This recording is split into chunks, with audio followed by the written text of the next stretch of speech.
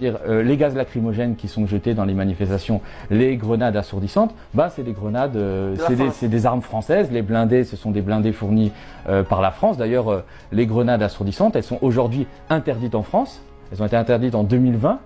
C'était le dernier pays en Europe à avoir... Donc c'est la France qui fabrique les grenades qui sont... Oui, c'est une entreprise française qui s'appelle Alcetex qui fabrique les grenades assourdissantes. C'est considéré comme des armes de guerre, c'est pas des joujoux.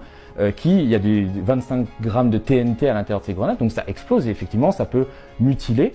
Ça avait été interdit en France suite à la répression des Gilets jaunes où il y avait eu beaucoup de blessés, mais ça continue à être fourni par une entreprise bien française au Sénégal qui les utilise pour réprimer les manifestants. Pareil pour les blindés, c'est une entreprise qui s'appelle Arcus, qui est française, qui fournit les blindés à la gendarmerie sénégalaise. Donc Macron a aidé son ami, son homologue, où il s'agit d'une coopération militaire entre le Sénégal et la France. Alors, bien sûr, il y a une coopération, mais je veux dire, je ne crois pas que la France vend des armes à l'Iran pour l'aide pour réprimer sa population. Il y a une complicité de la France et du président Emmanuel Macron envers Macky Sall. Et c'est pour ça qu'on fournit des armes, c'est pour ça qu'on continue à avoir un appui budgétaire.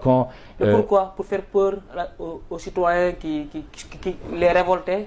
C'est pas seulement pour faire peur, c'est pour maintenir un système de domination néocoloniale, ce qu'on appelle la France-Afrique. C'est pour maintenir la France-Afrique, c'est-à-dire c'est pour maintenir l'influence de la France au Sénégal, parce que évidemment la France est en perte de vitesse en Afrique, dans ce qu'elle a longtemps considéré comme son précaré africain.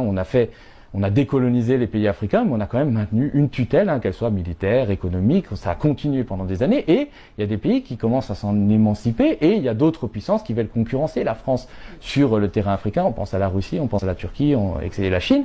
Et évidemment, la France a peur, perd de l'influence. Effectivement, elle s'est fait chasser du Mali, du Burkina, du Niger.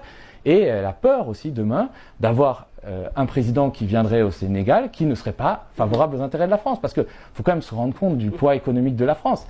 Les entreprises françaises font 3 milliards d'euros, donc de 2000 milliards de francs CFA, si je ne me trompe pas, de chiffre d'affaires par an.